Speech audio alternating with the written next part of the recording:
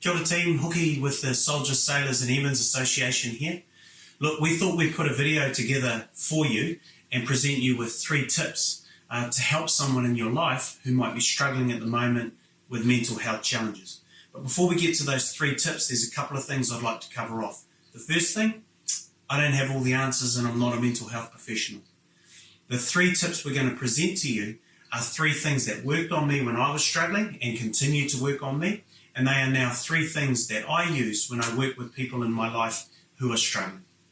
The second thing is that a lot of us are fearful about taking the first step towards helping someone because we have a belief that they want us to fix them, and that's a scary proposition. I can tell you, when I was struggling, that was the last thing I wanted. What I really wanted was for someone to be with me and to listen if I decided to speak. So with that in mind, let's crack into the 3 tips. Tip number 1. First thing you want to do is go out and buy a pack of ginger nuts. Why buy a pack of ginger nuts, you say? I'll explain. If someone's struggling, they're probably stuck at home, struggling to leave home. You've lost comms with them and they've gone black on you. You're struggling to break through. By going out, buying a pack of ginger nuts, jumping on the phone and saying, bro, can you put the jug on? I'm coming around for a catch-up, jumping in the truck and heading around and popping these on the table. They represent the fact that you care, that you give a toss, and that you've taken time to come and be with them. That's it. They represent that you care. That's the first thing. The second tip is to deploy ALEC. Now, ALEC is an acronym. ALEC stands for ask, listen, encourage, and check in.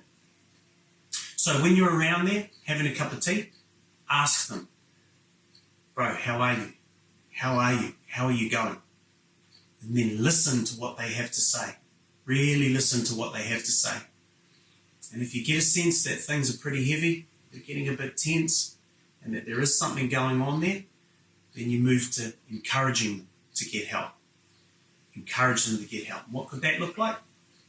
It could mean putting them together with someone that they know, love and trust for them to discuss their issues, or popping them in the car and taking them to the doctor, to the hospital, to the psych services, walking with them as best you can on that part of the journey. You're not fixing them, you're just encouraging them and walking with them to get the help that they require, because we're not professionals. The last part of ALEC is C, checking in with them. And this can happen via phone call, via text, or by popping out and grabbing another pack of ginger nuts and heading around for another cup of tea and asking them, how are you going, bro? But checking in with them, staying in contact with them.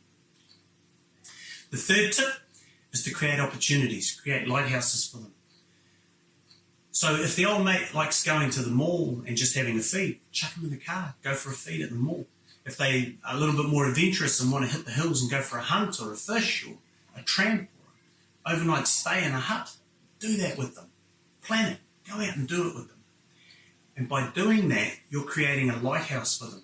Because when the fog descends during the week and things get pretty hard, you're presenting them with something to guide them through that darkness, get them through that fog, something for them to look forward to.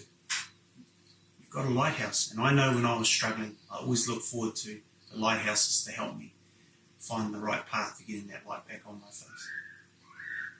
So there you go, team. 3 tips to helping someone who might be struggling. Don't be scared, team. Get out there, give it heaps. Kia ora tātou.